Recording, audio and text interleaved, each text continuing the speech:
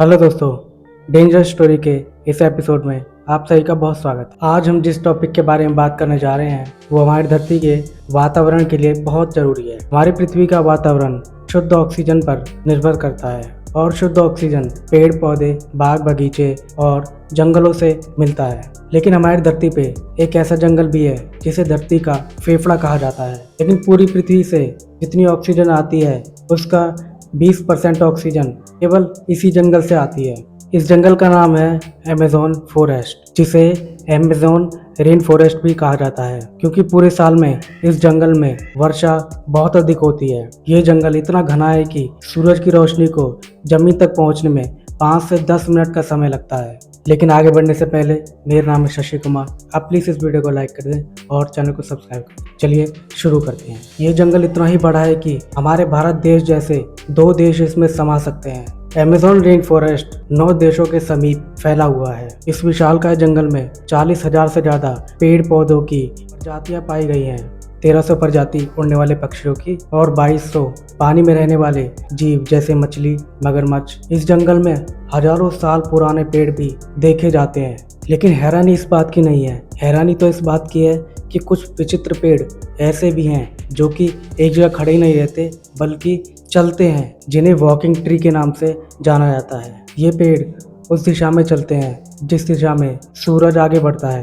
दरअसल होता ये है, इस पेड़ की जड़ें सूरज की दिशा की ओर फैलने लगती हैं और पीछे की जड़ें खत्म होने लगती हैं और ये प्रोसेस बहुत स्लो होता है, जिसे 4 से 5 महीने लगते हैं और ये केवल अमेज़न रेन फॉरेस्ट में ही पाए जाते हैं। अमेज़न रेन फॉरेस्ट में एक नदी भी बहती है जिसे अमेज़न नदी कहा जाता है। ये नदी दुनिया की दूसरी सबसे बड़ी नदी है जो 6,400 किलोमीटर लंबी है। एक ऐसी विचित्र नदी भी इस जंगल में खोजी गई है जिसका पानी उबलता रहता है, जिसे बॉयली रिवर भी कहा जाता है। इस नदी का टेम्परेचर 70 से 100 डिग्री सेल्सियस तक रहता है। दुनिया के सबसे खतरनाक जानवरों में सबसे ऊपर ग्रीन एनाकोंडा का नाम आता है और वो ग्रीन एनाकोंडा सिर्फ अमेज़न रेन फॉरेस्ट में ही पाया जाता है। ये इतना खतरनाक क्यों है? क्योंकि 30 फुट लंबा 250 केजी वजन वाला सांप इसी जंगल में रहता है।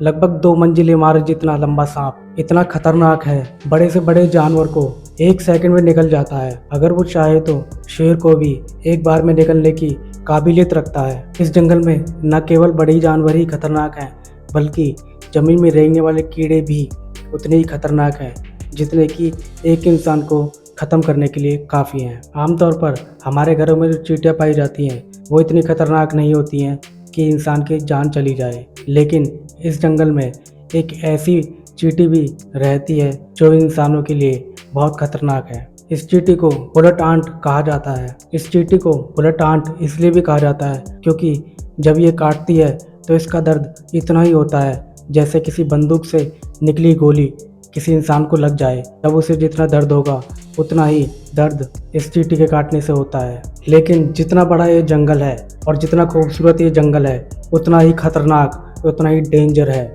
अमेज़न रेन फॉरेस्ट में आज से ही नहीं बल्कि सदियों से वैज्ञानिकों द्वारा खोज की जा रही है और खोज आज भी जारी है। ऐसे ही एक समय में ब्रिटिश के वैज्ञानिक जब यहाँ खोज करने के लिए पहुँचे तो खोज के दौरान उन्होंने एक ऐसा जीव देखा जिसका आधा शरीर इंसान का और आधा वानर का होता है, जिसकी हाइट 12 फीट होती है और उसे मैरीकॉक्सी कहा जाता है। ब्रिटिश के वैज्ञानिक ने बताया कि जब वे खोज कर रहे थे तब उन्हें मैरीकॉक्सी जानवर मिला जिसका आधा शरीर इंसान का और आधा वानर का था। जब मैरीकॉक्सी जानवर ने वैज्ञानिक को देखा तो उसने हमला करने की कोशिश की, लेकिन वैज्ञानिक ने अपनी बंदूक से हवा में कई फायर किए जिससे डरकर वो मैरीकॉक्सी भाग गया।